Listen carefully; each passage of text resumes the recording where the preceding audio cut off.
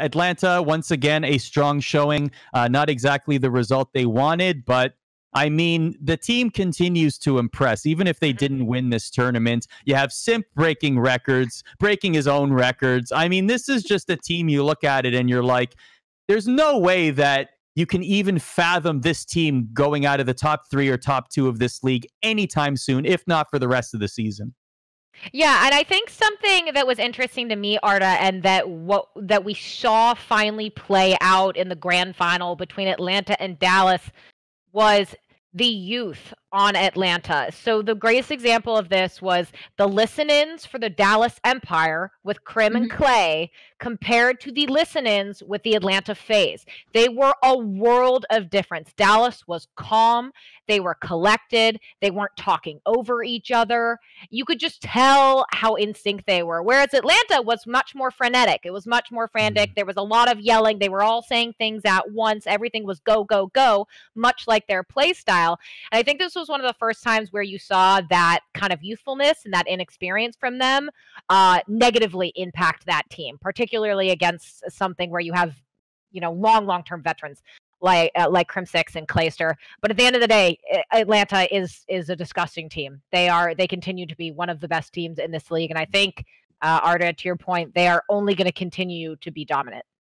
I think the point about their comms is funny because I've actually asked several of their players about that, where I'm just like, I have no idea what the heck you guys are saying at any given time. And they're just like, yeah, it works for us. It's totally fine. But I do think, it's not necessarily a bad thing, right? But it is very reflective of who they are. It's very reflective of their play style. I think you could, despite the fact that the S&D round came down to the 1v1, I think you could see it more clearly in that. I think you could also see it on the first Hardpoint, where Dallas just had a much better idea of where they wanted to rotate. As much as we joke around about Hardpoint spawns, I think they were just so much better, right? They forced Atlanta several times to break them instead of getting the first rotation on a hill, and that's just really, really important.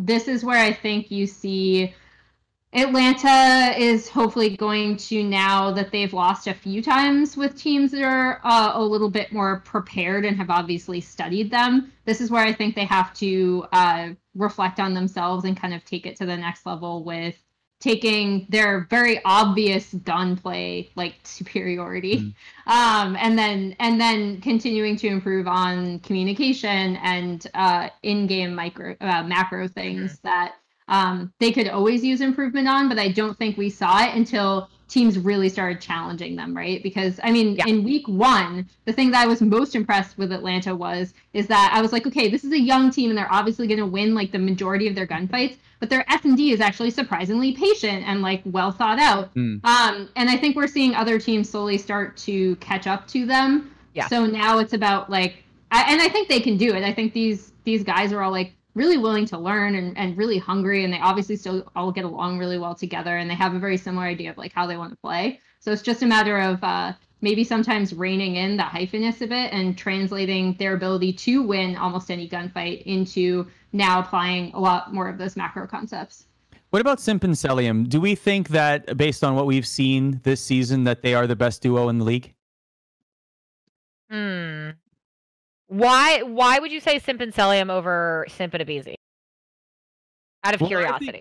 Celium to me is, Simp and aBeZy I feel will always get the headlines, but Celium to me is always the one that, if you were talking about somebody who is I don't know if calming force is the right word, but somebody who's always there when you need him to be, the cleanup guy, the guy that is there doing his job correctly all the time, the one you can rely on, the one you can lean on. I feel like Celium is always that guy for the Atlanta FaZe. And I think he works very well with Simp, who his records speak for themselves. So there's just some sort of chemistry there that I think leads me to believe that they might be the best duo in the league. But please tell me otherwise if you believe so. No, I think you made a great point. Obviously, the likes of Celium, Simp, aBeZy, Asim over with the Minnesota Rocker. Like, they all came up together. They all played a ton of S&D together. They were S&D kids together. You know, Crowder found a lot of them or knew a lot of them when they were in the AM scene. So they have a lot of history there in terms of actual chemistry. And I can't remember who said it to me. Oh, it was Envoy. It was Envoy with Chicago before the event. He told me that he looked at Chicago and he said, if Chicago could get the interpersonal chemistry you see in Atlanta, then we would be so much better than we are. And to your point, Arda, I do think you see there is a fantastic kind of unsaid chemistry between someone like Celium and Simp. It's like they know exactly where they need to be to support that other person at any given time.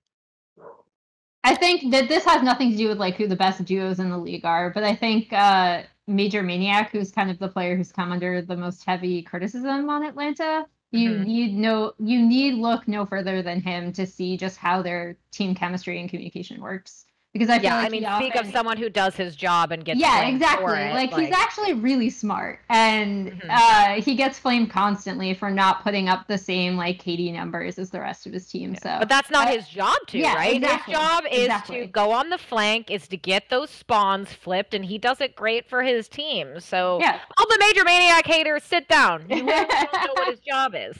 And not only that, he actually tweeted after the event and said, I never defend myself on social media, but wow, the things I read about me as a player are interesting. Not many know how knowledgeable I truly am when it comes to COD fundamentally. So yeah, like it's interesting. A lot of people will just look at KD and say, well, that's my number one determinant on what makes a good player. And they won't necessarily understand why certain players are doing certain things. They may not be the flashiest players. They may not be the ones that are getting all the glory, all the eliminations, all the final plays that look like highlight Sports Center type, highlights. But Major Maniac is playing a role that his team definitely appreciates. Right. Yeah. They cannot do their flashy plays without Major Maniac in the background facilitating the ability for them to make those plays. Yes.